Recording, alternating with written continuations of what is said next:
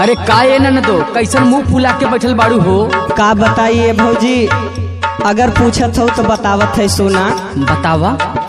रात करे सना नाना बहेला पवनवा,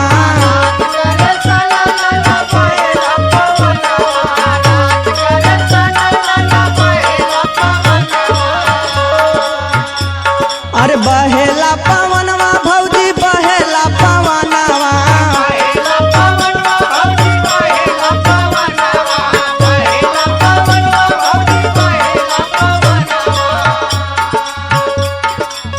कहिदा भौजी भैया से दे देता है गवानावा, कहिदा भौजी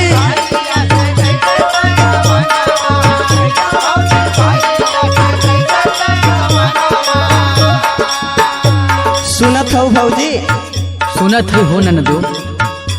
अरे कहिदा भौजी भैया से दे देता है गवानवा, भौजी दे देता है गवानावा, अरे नहीं चाहिए झपिया दौरी ना चाहिए गहनावा,